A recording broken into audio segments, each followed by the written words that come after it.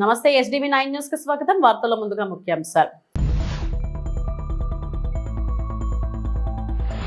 కూటమి పాలనలో ప్రజల్లో హర్షం. పురంధేశ్వరి.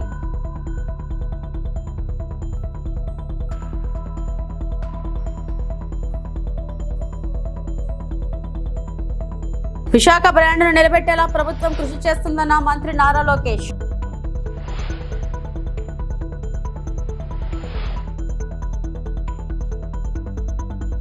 P40 పవర్టీ పేరుతో చంద్రబాబు తాజా పబ్లిసిటీ స్టంట్. మాజీ మంత్రి అంబటి రాంబాబు ధ్వజం.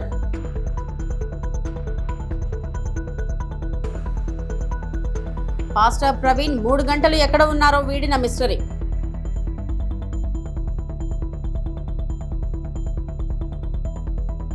ఆర్ఎస్ఎస్ ప్రధాన కార్యాలయంను సందర్శించిన ప్రధానమంత్రి నరేంద్ర మోడీ. కార్యక్రమంలో పాల్గొన్న సర్సంఘ్ చాలక్ డాక్టర్ మోహన్ జీ భగవత్, కేంద్ర మంత్రి నితిన్ గడ్కరీ, మహారాష్ట్ర ముఖ్యమంత్రి దేవేంద్ర ఫడ్నవీస్.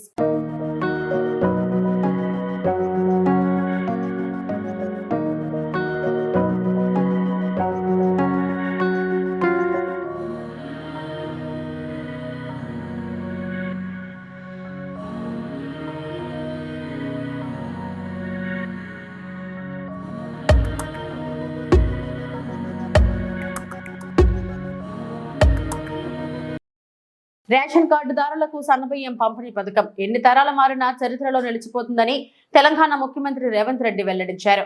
సూర్యాపేట జిల్లా హుజూర్ నగర్ లో సన్నబియ్యం పంపిణీ పథకాన్ని సీఎం ప్రారంభించారు. శ్రీమంతులు తినే సన్నబియ్యం పేదలు సైతం ఆరగించే రోజులు వచ్చాయని వెల్లడించారు. ఈ పథకాన్ని భవిష్యత్తులో ఎవరు రద్దు చేసే సాహసం చేయరని స్పష్టం చేశారు. వరి వేస్తే ఉరేనని గత పాలకులు బెదిరిస్తే క్వింటాకు 500 రూపాయల బోనస్ ఇచ్చి మరీ తమ ప్రభుత్వం కొనుగోలు చేసిందని తెలిపారు. 15 నెలల్లోనే దాదాపు హామీలను నెరవేర్చామన్న రేవంత్ బీఆర్ఎస్ పిల్లి శాపనార్థాలకు తన సంకల్పం చెక్కు చెదరదని స్పష్టం చేశారు.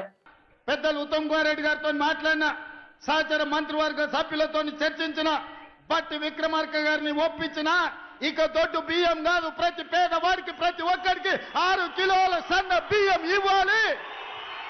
అందుకే ఆహార భద్రత చట్టాన్ని పార్లమెంటులో తెచ్చి పేదవాడికి తినడానికి అవసరమైన అన్ని వసతులు ఏర్పాటు చేయాలని ఆహార భద్రత చట్టం శ్రీమతి సోనియా గాంధీ గారు పార్లమెంటులో తెచ్చి పేదవాడి ఆకలి తీర్చడానికి సోనియమ్మ చట్టాలు చేసింది. ఏళ్ళు మేధావుల మన్నోళ్ళు, 80,000 పుస్తకాలు చదివినోళ్ళు, తెలంగాణ మూల మూలన నరాన నాకు తెలుసు ఎవరికి తెలుసు అని అడిగినోడు 10 ఏళ్ళలో ఎన్నడన్న సన్నబియ్యం పేదోళ్ళకి ఇవ్వాలని ఆలోచన చేసిండు. సోనియమ్మ చట్టాలు చేసింది. పెద్దలు చెప్పేటోళ్ళు, మా నాయనమ్మ చిన్నప్పుడు అనేది, భార్య జీతం చూస్తుంది, అమ్మ ఆకలి చూస్తుందని. 10 ఏళ్ళలో ఎన్నడన్న సన్నబియ్యం పేదోళ్ళకి ఇవ్వాలని ఆలోచన చేసిండా? మీరు ఒరేస్తే ఉరేసుకున్నట్టే అని మిమ్మల్ని భయపెట్టిండు. ఆయన ఫామ్ హౌస్లో 1000 ఎకరాల వరి పండించి, మిత్రులారా ఇది బాగా తెలంగాణ రైతాంగం వినాలి, ఆనాటి మాజీ ముఖ్యమంత్రి గారు ప్రజలకు విజ్ఞప్తి చేసిండు, మీరు వరి వేయొద్దు, మేము ఒట్లు కొనం, ఒకవేళ ఊరేసుకుంటే మీరు ఊరేసుకున్నట్టే అని. ఆయన చెప్పిందే నిజమైతే అదే సీజన్లో అదే పంటలో దాదాపుగా ఎర్రవల్లి ఆయన ఫామ్ హౌస్లో 1000 ఎకరాల ఒట్లు పంపిస్తే కావేరి సీడ్స్ అనే కంపెనీ 4,500 రూపాయలకు క్వింటాలు ఆయన ఫామ్ హౌస్ లో వండించిన వడ్లు కొన్నారు. మిత్రులారా, నేను ఇది అధికారికంగా ఆరోపణ చేస్తున్న వారి మీద. నేను అడుగుతున్న తెలంగాణ రైతాంగాన్ని, మనం పండించిన వడ్లు 2,000 కొనేటాడు దిక్కు లేదు, రైతులు ఉరేసుకుంటుంటే వడ్లు కొనక చంద్రశేఖరరావు గారు ఫామ్ హౌస్ లో పండించిన వడ్లు 4,500 రూపాయలకు క్వింటాల్ కొన్నారంటే అవి వడ్లా లేకపోతే అందులో బంగారం పండుతుందా అని నేను అడుగుతున్నా. దొరగారి ఫామ్ హౌస్ లో పండితే 4,500కు అమ్ముకుంటాడు, మన దళితులు గిరిజనులు వండిస్తే వడ్లు కొనేటోడే లేడు. అందుకే నేను ఉత్తమ్ కుమార్ రెడ్డి గారు, బట్టి విక్రమార్క గారు ఆలోచన చేసినాం, చర్చించినాం. ఎంత ఖర్చైనా పర్వాలేదు, ఎన్ని కోట్లైనా పర్వాలేదు, పేదలు పండించిన ప్రతి చివరి గింజ వరకు ప్రభుత్వమే కొంటుంది.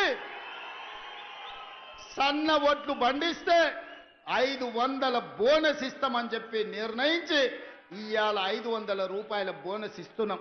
పేదరిక నిర్మూలనకు కేంద్ర రాష్ట్ర ప్రభుత్వాలు సమాంతరంగా పనిచేస్తున్నాయని బీజేపీ రాష్ట్ర అధ్యక్షురాలు పురంధేశ్వరి అన్నారు. విజయవాడలోని పార్టీ కార్యాలయంలో నిర్వహించిన సంస్థాగత సమావేశంలో ఆమె పాల్గొన్నారు. కూటమి ప్రభుత్వం పాలనపై ప్రజల్లో హర్షం వ్యక్తమవుతుందని పురంధేశ్వరి అన్నారు. ఈ పరిస్థితిలో పార్టీ కార్యకర్తలు పోషించాల్సిన పాత్రపై సమావేశంలో చర్చించామని వెల్లడించారు.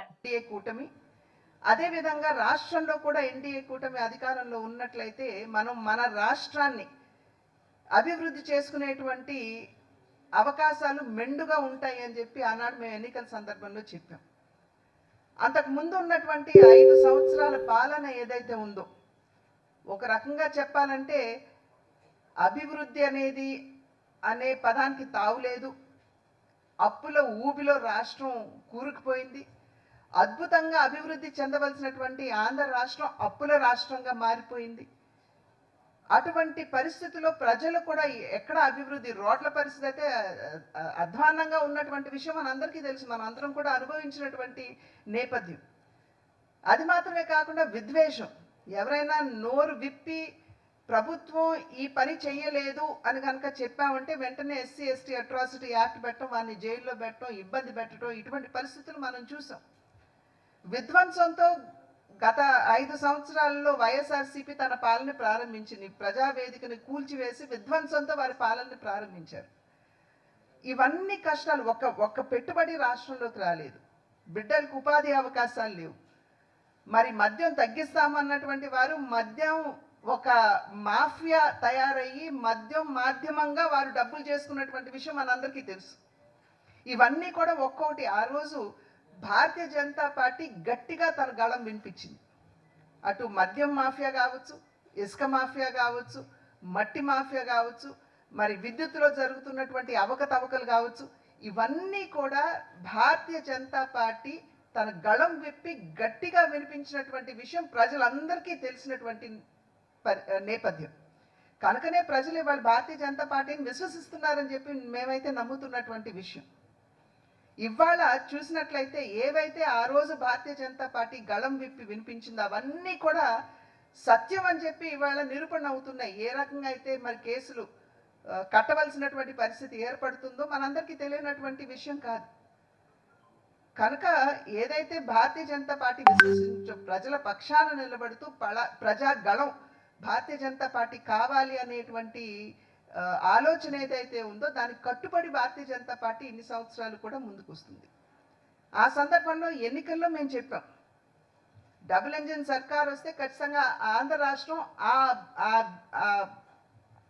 కష్టమైనటువంటి పరిస్థితుల నుండి బయటపడి అభివృద్ధి పదంలో ముందుకు వెళ్ళేటువంటి అవకాశం ఉంటుందని. ఇవాళ చూసినట్లయితే ఇక్కడ కూడా ప్రజలు ఆ పాలనకి స్వస్తి చెప్పాలి, మంచి పాలనని తీసుకురావాలనేటువంటి ఆలోచనతో ఎన్డీఏ కూటమి ఏ విధంగా భారతదేశానికి సుపరిపాలన అందిస్తుందో అదే విధంగా ఆంధ్ర రాష్ట్రానికి కూడా అందించేటువంటి అవకాశం ఉంటుంది అనేటువంటి ఆలోచనతో ఆంధ్ర రాష్ట్రంలో కూడా ఎన్డీఏ కూటమికి ప్రజలు పట్టం కట్టారు, ఆశీర్వదించారు. విశాఖపట్నంలో వరుణ్ గ్రూప్ ఆధ్వర్యంలో నూతనంగా నిర్మిస్తున్న Taj Varun base sands hotel శంకుస్థాపన కార్యక్రమంలో పాల్గొన్న మంత్రి నారా లోకేష్.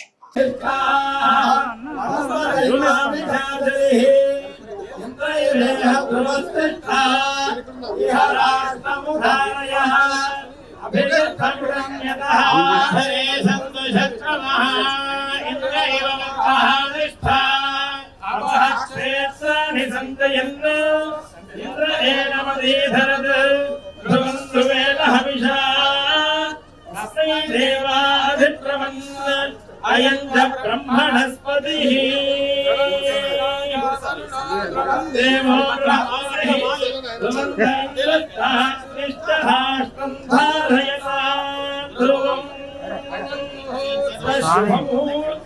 అస్తు.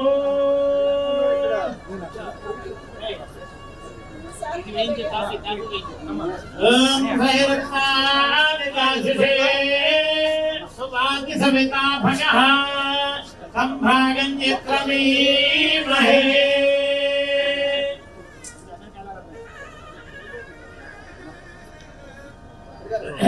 ఓం యాజాతా ఓషధయో దేవేభ్యస్త్రియగం పురా నామరద్రోణా మహకోశతం ధామాని సప్తచ తంభో అమ్మధామాని సహస్రముఖభోరుహః ఆఘరకర్వో యోయమిమం మే అగరకృతా పుష్పావతి ప్రసోవతి ఫలినీరఫలావృతా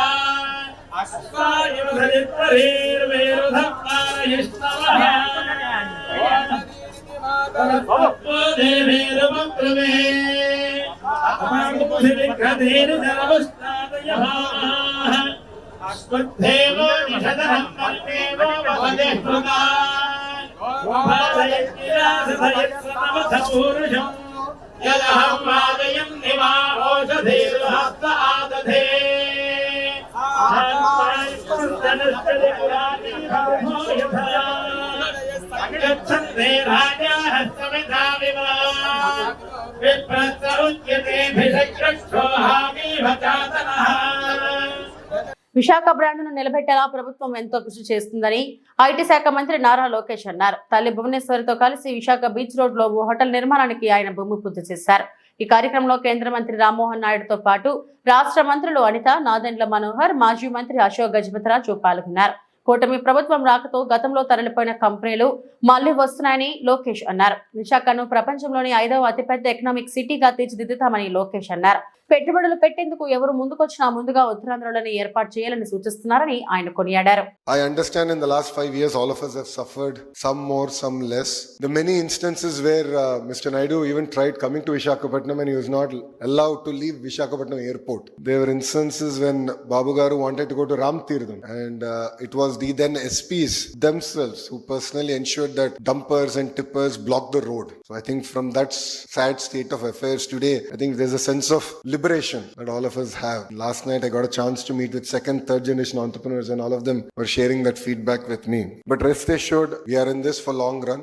As NDA, we're very committed to Visakhapatnam. If you look at it, Lulu that ran away and that publicly stated they'll invest in every state of India except Andhra Pradesh is now coming back and investing here in Visakhapatnam. And needless to say, the Varun Bay Sands would be an iconic building. It apart from the investments, I mean, we can talk in crores, but what got me excited is the number of jobs it's going to create. What is important for India today is the number of jobs we're going to create, and this is going to be a very important landmark to kickstart the economic activity here in Visakhapatnam. And what got me even more exciting is that it's going to be the first grade A office space that's going to be available in Visakhapatnam. So I guarantee the Varun Group that before you build, we'll definitely buy a tenant, and I know that we're going to do it in 2 years. And saying that, in the last 10 months, serious announcements have happened for Visakhapatnam. If you look at the ArcelorMittal project, it's a marquee steel city that's getting built here south of Visakhapatnam. TCS is going to start in Millennium Towers, and we're hoping in the next 1 month we'll be able to even allocate land for them to build a world-class development center here in Visakhapatnam. Apart from that, if you look at it in different parts of the state, LG Electronics, Tata Power, BPCL, NTPC, various other projects have really taken off. Through these projects, we envisage 8 lakh crore investments coming into Andhra Pradesh, creating close to 5 lakh jobs, which is, something substantive that we've been able to achieve in the first 10 months of the government. పశ్చిమ గోదావరి జిల్లా పాలకొల్లు 76 లక్షలతో 4 వార్డుల అభివృద్ధి పనులకు శంకుస్థాపన చేసిన మంత్రి రామనాయుడు. పాలకొల్లు పట్టణంలో 27, 28, 18 వార్డుల్లో 76 లక్షలతో సిమెంట్ రహదారులు, డ్రైన్లు, కల్వర్ట్ నిర్మాణ పనులకు మంత్రి రామనాయుడు శంకుస్థాపన చేశారు. ముందుగా కూటమి నాయకులు వార్డులు మహిళలతో కలిసి భూమి పూజ జరిపి కొబ్బరికాయలు కొట్టారు. ఆయా వార్డుల్లో చేపట్టబోయే పనులను పరిశీలించారు. అభివృద్ధి పనుల శంకుస్థాపన శిలాఫలకాలు ఆవిష్కరించారు. మంత్రి రామనాయుడుకు ప్రజలు ఘన స్వాగతం పలికారు.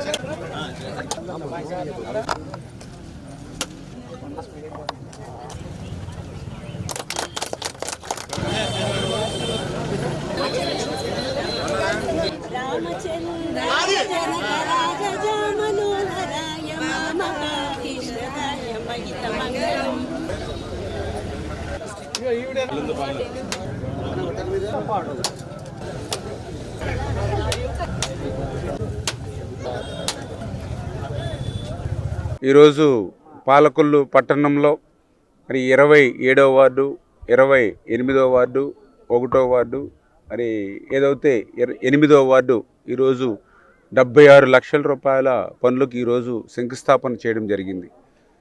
ఏదైతే గతంలో కూడా మీరు చూసారు 2014, 2019 5 సంవత్సరాల్లో ఒక్క మున్సిపాలిటీ పరిధిలోనే మరి 140 కోట్ల రూపాయలు, అదేవిధంగా ఎస్సీ సప్లాను, అదేవిధంగా మరి ఇతర డిపార్ట్మెంట్స్ నుంచి దగ్గర 240 కోట్ల రూపాయలు ఒక్క పాలకొల్లు మున్సిపాలిటీలోనే 5 సంవత్సరాల్లో మేము పనులు చేసాం. మరి గత 5 సంవత్సరాల 19-24లో మరి చేసినటువంటి పనులన్నీ కూడా మేము చెప్పనవసరంలా, మీకే తెలుసు, సున్నా అనేటువంటి విషయం. మళ్ళీ ఈరోజు కూటమి ప్రభుత్వం అధికారంలోకి వచ్చిన తర్వాత ఈవేళ ప్రజలు చెప్తూ ఉన్నారు, ఏ వార్డులో చూసినా కూడా 5-6 సంవత్సరాల నుంచి కాలు బయటికి పెట్టాలంటే మురుగునీటిలో పెట్టేటువంటి డ్రైనేజీ వ్యవస్థ ఏదైతే ఉందో దాన్ని మళ్ళీ ఈరోజు మళ్ళీ వెంటనే పనులు చేస్తూ ఉన్నారు, మరి రోడ్లు చేస్తూ ఉన్నారు. ఆ రోజు 14-19లో బ్యాలెన్స్ పనులన్నీ కూడా యుద్ధ ప్రాతిపదిక మీద పూర్తి చేస్తున్నారనేటువంటి ఒక సాటిస్ఫికేషను ఈరోజు ప్రజల్లో నుంచి వార్డుల్లోకి వెళ్తూ ఉంటే మా అందరికీ అనిపిస్తున్నటువంటి పరిస్థితి. ఏదైతే 14-19లో మనం చేసాం, 19-24లో మీరు ఒక్క ఛాన్స్ అని ప్రజల్ని ఓన్లీ ఏదో మోసపుచ్చో లేకపోతే అధికారంలోకి వచ్చారు. ఏం చేశారు 5 సంవత్సరాల్లో? ఇప్పుడు నిన్ననే మీరు చూసారు, ఏదైతే నిన్న మరి దగ్గర 80 లక్షల రూపాయలతోటి రైతులకి గ్రావెల్ రోడ్లు వేసాం. రైతులు చెప్పారు ఆ రోజు 19కి ముందు మాకు గ్రావెల్ రోడ్ వేశారు, మళ్ళీ ఇప్పుడు మీరు వచ్చి వేస్తున్నారు అని చెప్పి. ఆ 4 రోడ్లే కాదు, అటువంటి రోడ్లు 99 రోడ్లు శాంక్షన్ చేశాను ఇప్పుడు నేను, గ్రావెల్ రోడ్లు రైతులకి. మరి 5 సంవత్సరాల్లో రైతులకి ఎప్పుడైనా ఒక్క రోడ్డు ఎక్కడైనా మీరు వేసారా గ్రావెల్ రోడ్డు? మరి ఎక్కడ కూడా ఒక డ్రైన్లో ఒక సిల్ట్, ఒక తట్ట మట్టి తీసారా? మరి వేళ మేమందరం కూడా ఎన్ని డ్రైన్లు అప్పుడే ప్రక్షాళన చేస్తూ ఉన్నాం. మరి ఎక్కడైనా వీడ్ రిమూవల్ చేశారా 5 సంవత్సరాలు? వేళ మేము ఎక్కడికక్కడ వీడ్ క్లియర్ చేస్తూ ఉన్నాం. మరి అదేవిధంగా ఇప్పుడు పాలకొల్లో కూడా మీరు చూసారు, ఏదైతే మరి ఓపెన్ ఎయిర్ థియేటర్ 5 సంవత్సరాలు ఏమైనా చేశారా మీరు? ఆఖరికి అంబేద్కర్ భవన్ ఉంది, కనీసం రంగులు వేసారా మేము కట్టిన దానికి? ఏదైతే మరి నడిబొడ్డిన మరి ఏదైతే డంపింగ్ యార్డ్ ఉంది, మరి ఆ రోజు స్వచ్ఛాంధ్రప్రదేశ్లో గ్రాంట్ పెట్టాం, వచ్చిన తర్వాత క్లియర్ చేస్తారనుకుంటే అది కూడా అట్లానే వదిలిపోయినటువంటి పరిస్థితి. మరి ఏదైతే మేము కష్టపడి నిర్మాణం చేస్తే ఆ బరిల్ గ్రౌండ్ కూడా విధ్వంసం చేసేటువంటి దుస్థితి, కనీసం దాన్ని కూడా మెయింటెనెన్స్ చేయలేనిటువంటి స్థితి. కూటమి ప్రభుత్వం నిర్వహించిన P4 ప్రాపర్టీ కార్యక్రమం చంద్రబాబు తాజా అతిపెద్ద పబ్లిసిటీ స్టంట్ అని మాజీ మంత్రి వైఎస్ఆర్సీపీ గుంటూరు జిల్లా అధ్యక్షుడు అంబటి రాంబాబు మండిపడ్డారు. గుంటూరు క్యాంప్ కార్యాలయంలో మీడియాతో మాట్లాడుతూ ప్రభుత్వం ప్రకటించిన మార్గదర్శి బంగారు కుటుంబంలో మార్గదర్శి అంటే రామోజీరావుకు చెందిన ఆర్థిక నేరాలతో కోర్టు కేసులు ఎదుర్కొంటున్న సంస్థే గుర్తుకు వస్తుందని అన్నారు. అలాగే ఈ రాష్ట్రంలో ప్రజలను దోచుకుని బాగుపడుతున్న బంగారు కుటుంబాలు ఏవయ్యా అంటే చంద్రబాబు, పవన్ కళ్యాణ్ల కుటుంబాలే జ్ఞాపకం వస్తున్నాయని ధ్వజమెత్తారు. చాలా మంది ఉగాదిని చాలా అద్భుతంగా తొలి పండుగను చేసుకున్నారు. ఈ రాష్ట్ర ప్రభుత్వం ఉగాది రోజున ఒక అద్భుతమైన పథకం అని చెప్పి చాలా పెద్ద ఆర్భాటంతో తాడేపల్లిలో శాసనసభ పక్కనే ప్రాంగణంలో చాలా పెద్ద వేదికను ఏర్పాటు చేసి P4 జీరో పావర్టీ మార్గదర్శి బంగారు కుటుంబం టైటిల్ చాలా చక్కగా పెట్టి చాలా ఆర్భాటంగా రాష్ట్ర ముఖ్యమంత్రి గారు, ఉప ముఖ్యమంత్రి గారి సమేతంగా విచ్చేసి సుదీర్ఘమైనటువంటి సమావేశాన్ని నిర్వహించారు. ఈ కాన్సెప్ట్ తన బుర్రలో నుంచి వచ్చిందని, ఇది అద్భుతమైనటువంటి కాన్సెప్ట్ అని, ఆంధ్ర రాష్ట్రంలో పేదరిక నిర్మూలనకు ఇది దోహదపడుతుందని చెప్పేటటువంటి ప్రయత్నం చేశారు. చాలా దురదృష్టం అని మనవి చేస్తున్నాం. ఈ రాష్ట్రంలో కొత్తగా టోల్గేట్లు పెడుతున్నాడు చంద్రబాబు నాయుడు గారు. మెడికల్ కాలేజీల్ని, పోర్టుల్ని, చివరికి గ్రామీణ ప్రాంతాల్లో ఉన్న రోడ్లని, వీటన్నిటినీ ప్రైవేటీకరణ చేసేస్తున్నాడు. That is also P4. ప్రైవేటీకరణ చేసేసి టోల్ గేట్స్ రూపంలో వసూలు చేసేటటువంటి కార్యక్రమం. అంతేకాదు ఉమ్మడి రాష్ట్రంలో ప్రభుత్వ రంగంలో ఉన్నటువంటి 58 కార్పొరేషన్లో విత్డ్రా చేసేసుకుని ప్రైవేట్ రంగానికి అప్పచెప్పేశాడు. అంటే ఇక్కడ నేను చెప్పదలుచుకున్నటువంటి అంశం ఏమిటంటే మొత్తం ప్రైవేటీకరణ చేసేయాలనేటువంటి ఉద్దేశంతో చంద్రబాబు నాయుడు గారు పరిపాలన చేస్తున్నాడు. మీరు చూశారుగా, ఎన్నికలకు ముందు సూపర్ 6 అన్నాడు, సంపద సృష్టి అన్నాడు. సంపద ఎక్కడుందండి సూపర్ 6 చేయడానికంటే? సృష్టిస్తా, సంపదను సృష్టించి పేదవారికి పంచి పెడతా అన్నాడు. 9 నెలలు అయింది, 10వ నెలలో ప్రవేశించాం. సంపద సృష్టించలా. సంపద ఎవరి దగ్గర ఉందో వాళ్ళని పట్టుకొస్తున్నాడు, పట్టుకొచ్చి వీళ్ళకి ఇవ్వమంటున్నాడు. అంటే ప్రభుత్వం సంపద సృష్టించే బాధ్యత లేదు. సంపద ఆల్రెడీ సంపాదించుకున్న వాళ్ళందరినీ పిలిచి వారి దగ్గర నుంచి పేదవాళ్ళకి ఇచ్చేటటువంటి కార్యక్రమం పెడతాను అనేటువంటి బాధ్యత. అంటే పేదరిక నిర్మూలన చేయవలసినటువంటి బాధ్యత ఈ సోషలిస్టిక్ కంట్రీస్లో, అంటే ఈ ప్రజాస్వామ్య పద్ధతుల్లో ఎవరికి ఉంటుంది? ప్రభుత్వాలకు ఉంటుంది. పేదరికాన్ని ఏ విధంగా నిర్మూలిస్తారు అంటే డబ్బులన్నీ పంచిపెట్టి నిర్మూలించడం ఒకటే మార్గం కాదు. పేదరిక నిర్మూలన అంటే ఆ ప్రాంతంలో ఉన్నటువంటి పేద ప్రజలను పైకి తీసుకురావడం, ఉచితంగా విద్యను అందించటం, నాణ్యమైనటువంటి వైద్యాన్ని ఇవ్వడం, వారి కాళ్ళ మీద వాళ్ళు నిలబడే విధంగా ఉపాధి కల్పించటం, ఇలాంటి కార్యక్రమాలు చేయటం ద్వారా పేదరికాన్ని నిర్మూలించేటటువంటి కార్యక్రమం చేయవలసినటువంటి బాధ్యత ప్రభుత్వాల మీద ఉంటుంది. ఇవాళ ప్రభుత్వం మీద లేదంట. రాజమహేంద్రవరంలో ఇటీవల మృతి చెందిన పాస్టర్ ప్రవీణ్ కుమార్ విజయవాడలో 3 గంటల పాటు ఎక్కడ ఉన్నారన్న మిస్టరీ వీడింది. ప్రవీణ్ అలసిపోయి తన ద్విచక్ర వాహనాన్ని రామవరపాడు రింగ్ రోడ్డుకు 50 మీటర్ల ముందుగా జాతీయ రహదారి పక్కన కూర్చున్నట్టు పోలీసులు గుర్తించారు. విజయవాడ రాకముందే రోడ్డు ప్రమాదంలో బుల్లెట్ బండి పాక్షికంగా ధ్వంసమైనట్లుగా పోలీసులు నిర్ధారించారు.